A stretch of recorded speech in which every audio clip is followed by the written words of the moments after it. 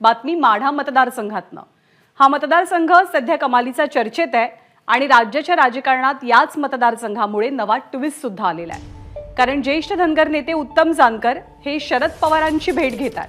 त्यांच्यासोबत धैर्यशील मोहिते पाटील सुद्धा आहेत।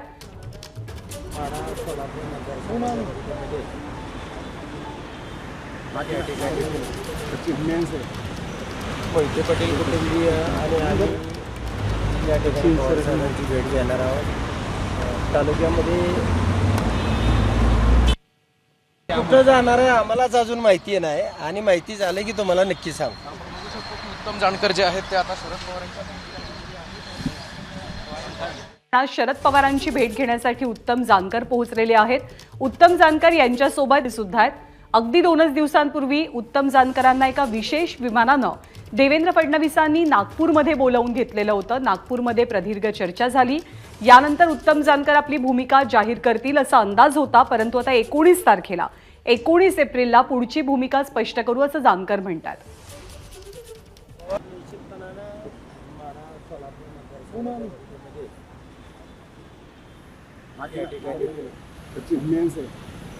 मोहिते पाटील कुटुंबीय आणि या ठिकाणी पवारसाहेबांची भेट घेणार आहोत।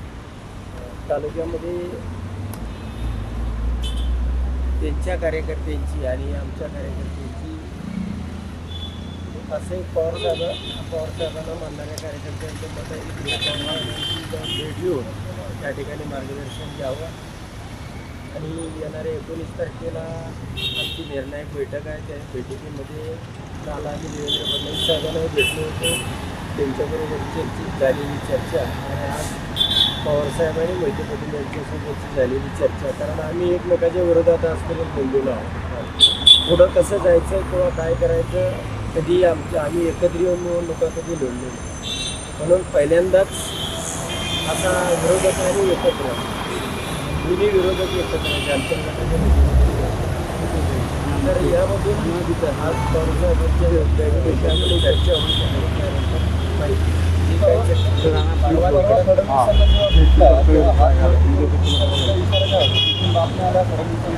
तुम्ही त्यांच्यासोबत लिंबाळकर तुम्हाला चार्टर प्लेन करून घेऊन गेले, एवढं सगळं झाल्यानंतर परत तुम्हाला भूमिका बदलायची वेळ का आली? म्हणजे भूमिका नाही, आमच्या तालुक्यातील कार्यकर्त्यांचा फार मोठा दबाव आमच्यावरती आहे, मोहिते पाटलावरती आहे की सगळ्या कार्यकर्त्यांनी पवारसाहेबांच्या बरोबर आणि अशा पद्धतीची भूमिका आम्हा दोघांच्या कार्यकर्त्यांची असल्यामुळं आमचा निर्णय 19 तारखेला होणार आहे।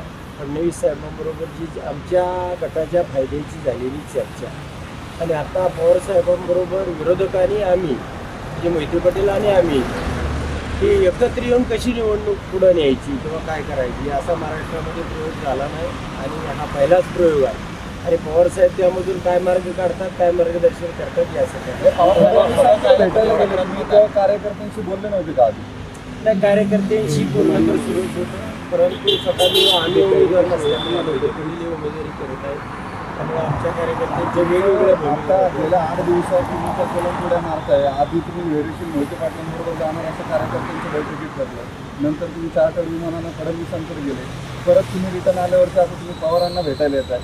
तुमची नेमकी भूमिका काय की तुमची स्वतःची पॉलिटिकल निगोसिएशन्स करणं ही सगळ्यात पहिली प्रायोरिटी होती? तुमचा फायदा काय होईल? नाही, आमच्या कार्यकर्त्यांना ज्या ठिकाणी चांगल्या प्रकारचा न्याय मिळेल, गेली अनेक वर्ष आम्ही 40-50 वर्ष आमचा कार्यकर्ता उन्हामध्ये तानामध्ये आमचंही छोटंसं घर असावं, आमचंही कुठंतरी सत्ताचं घर असावं ही कार्यकर्त्यांची इच्छा आहे। आपल्याला काय सोयीचं होऊ शकतं, कोणत्या ठिकाणी आपल्या कार्यकर्त्यांना त्या ठिकाणी न्याय मिळू शकतो या उद्देशानं दोन्ही पवारसाहेब असतील किंवा फडणवीस साहेब असतील त्यांच्याबरोबर चर्चा करून येणाऱ्या 19 तारखेला आमचा निर्णय होईल। धन्यवाद। पवारसाहेबांकडे तुतारी घेण्याचा विषय आज माझ्याकडे नाही, तुतारीच्या बरोबर मोहिते पाटील आहेत आणि आमची भूमिका काय राहणार हे आमचं आता चर्चा होईल। पहिलीच बैठक आहे आणि यानंतरही काही एखाद दुसरी बैठक होऊ शकते किंवा आम्हाला कुणाकडे जायचं आमचे कार्यकर्ते काय म्हणतात त्यानुसार कार्यकर्त्यांचा थांबून 2 मिनिट निश्चितपणानं कार्यकर्त्यांना वाटतं की पवारसाहेबांबरोबर राहावं अनेक कार्यकर्त्यांचा आमच्यावरती दबाव आहे, मोठे पटलावरती दबाव आहे आणि त्यासाठीच आम्ही या ठिकाणी काय भूमिका आहे तुम्हाला आणि निश्चितपणाने 19 तारखेला कार्यकर्ते जे म्हणतील त्या पद्धतीचा निर्णय होईल. धन्यवाद. आज पवार साहेबांसोबत काय चर्चा होणार आहे? आता चर्चामध्ये तुम्ही फडणवीसांसोबत गेले होते त्यात काही तथ्य नाही. आता ते दिवशी जे हात वरती केले त्यात काही तथ्य नाही. तुम्ही पवारांना व्यक्ती भूमिका नाही, ती बदलली. चर्चा झाली त्यावेळेला हाताची भूमिका असती प्रत्येकाची आहे. तुमची त्या दिवशीची भूमिका बदलली का आता? असं नाही, बदलली नाही आमची. फडणवीस साहेबांबरोबर सोबत आहे. ती जी झालेली चर्चा होती फडणवीस साहेबांबरोबरची, आमच्या गटाला न्याय काय मिळू शकतो ती भूमिका त्या ठिकाणी आम्ही मांडणार आहोत. आणि आता पवार साहेबांच्या बरोबर थेट विरोधकाबरोबर जायचं आहे किंवा त्यांच्याबरोबर आपल्याला एकत्रित येता येतंय का, आणि मग ते एकत्रित येता येत असेल तर कशा पद्धतीचं मार्गदर्शन. हेच विरोधक तुम्ही एकत्र जर लढणार असाल तर हे समीकरण कसं जुळून येणार? नाही, म्हणूनच पवार साहेबांकडे आलोय, त्यांचं मार्गदर्शन घेऊन तुम्हाला मी त्यामध्ये बदल दिसेल यांना. नाही. आता बैठकीनंतर आम्ही कुठं जाणार आहे, आम्ही कुठं जाणार आहे आम्हालाच अजून माहिती नाही, आणि माहिती झाली की तुम्हाला नक्की सांगू. आपण बघू शकतो की उत्तम जानकर जे आहेत ते आता शरद पवारांच्या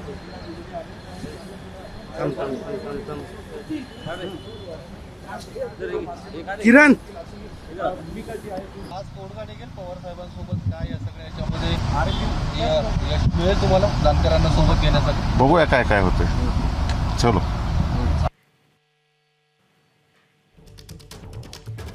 तर उत्तम जानकर माढ्यामध्ये नेमका पाठिंबा कुणाला देतात यावरती माढा लोकसभेची विजयाची गणितं अवलंबून असतील. त्यामुळे उत्तम जानकरांची भूमिका अत्यंत महत्त्वाची आहे. एबीपी माझा, उघडा डोळे बघा नीट.